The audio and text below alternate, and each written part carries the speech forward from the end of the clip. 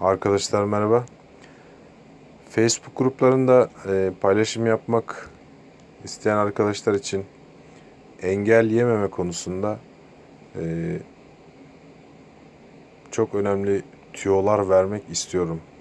Daha önce Facebook gruplarını ben çok kullandım. Kendi sitemdeki videoları paylaşıyordum ilgili Facebook gruplarına.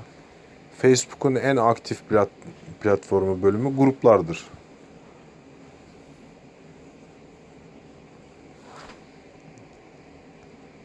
Şimdi bu hesabım yeni bir hesap. Daha önce şu para kazanmayla ilgili Türk gruplar vardı. Baya bir 80-90 tane falan olması lazım toplamda. Baya bir fazla grup var. Biraz katıldım gruplara. Ee, Şimdi en başta şunu söyleyeyim. Facebook gruplarda çok sıkı çalışır. Aktif olduğu için, çünkü gruplar çok aktif olduğu için, en çok kullanılan bölüm orası olduğu için orada paylaşımlar konusunda çok sıkı davranır. Yani engelleme, kısıtlama konusunda hesap kapatmaya kadar gider. Eski hesap kullanırsanız e, engelleyemezsiniz, %100 engelleyemezsiniz diye bir garanti yok. Engellersiniz ama çok paylaşım yaparsınız, öyle engellersiniz. Ama yeni hesap olursa, sıfırdan hesap açarsanız, üçüncü paylaşımda direkt hesap kapanır. Yani direkt kapatıyorlar. Facebook bu konuda kısıtlamaları çok abarttığı için bayağı bir kullanıcı sayısı %80, %90 düştü. Başka site linkini paylaştırmak istemiyor. Paylaşma diyor. Sadece benim Facebook'taki e, Facebook içindeki gönderilerin linklerini paylaşabilirsin diyor. Onlara hemen engelleme getirmiyor. Yani şöyle söyleyeyim.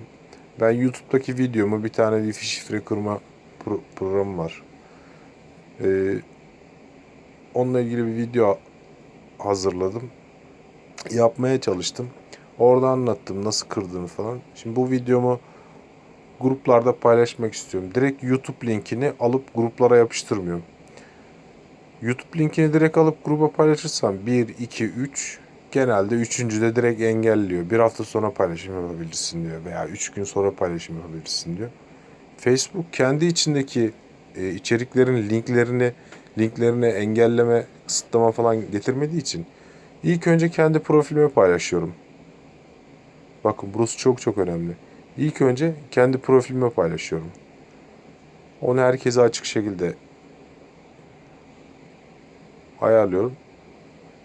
Bunun kendi profilime paylaştığım gönderinin linkini paylaşacağım gruplara.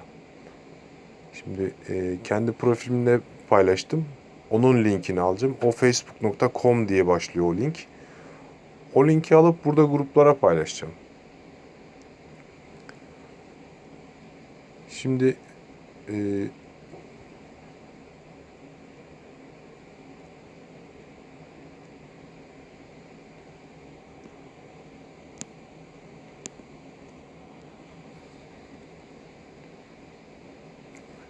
bu şekilde paylaştığınızda bakın kendi profilimi göster. Bu şekilde paylaştığınızda engelleyemezsiniz. Ha, kalkıp 50 tane 100 tane arka arkaya paylaşamazsınız. O eskidendi zaten şimdi. Ha, bu şekilde arka arkaya en fazla 15 tane paylaşın. 3-5 saat sonra bir 5-10 tane daha paylaşın. 3-5 saat sonra bir 3-5 tane daha paylaşın. Gün içinde böyle bir 10 tane paylaşın, bırakın. Birkaç saat sonra 10 tane daha paylaşın.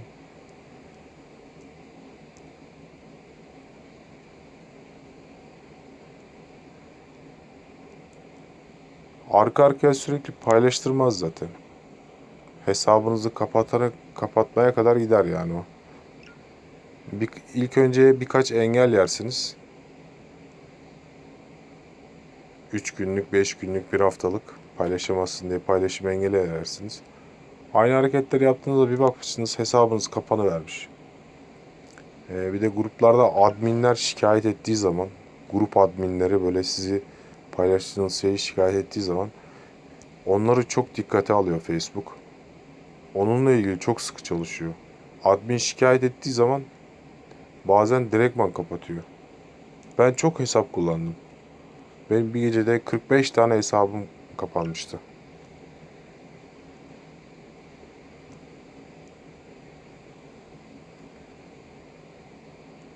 Topluca hesapları kapatıp geçmişlerdi. Mesela 2016 yıllarıydı. Telefondan giriyordum sadece Facebook hesaplarına. Tek telefondan 9 tane hesaba girebiliyordum. 10. hesaba girdiğim anda ondan önceki girdiğim diğer 9 hesaba da kimlik onayı istiyordu. Çok kullandım ben Facebook gruplarını. Aktif gruplar nasıl bulunur? İngilizce grupları buldum. Mesela böyle grupta paylaşım yaptınız.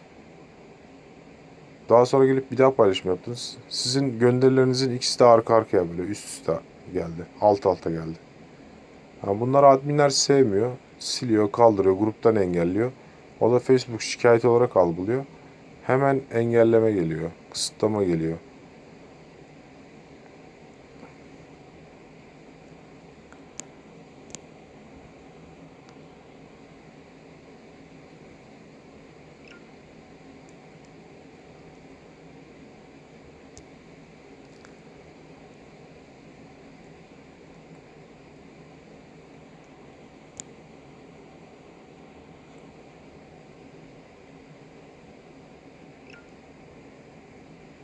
Evet, gördünüz.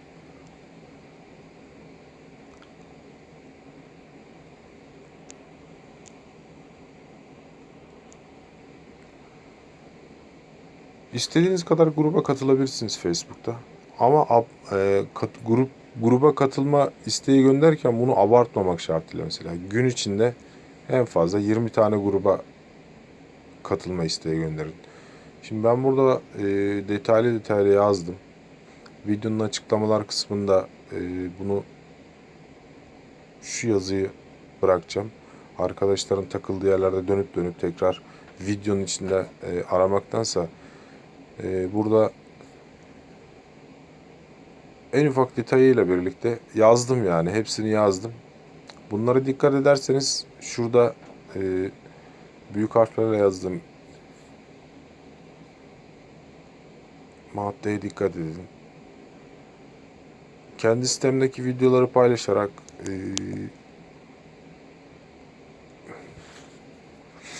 10 bin liradan fazla para kazanmıştım. Facebook'un grupları çok aktiftir. Mesela para kazanma gruplarında referans kasabilirsiniz.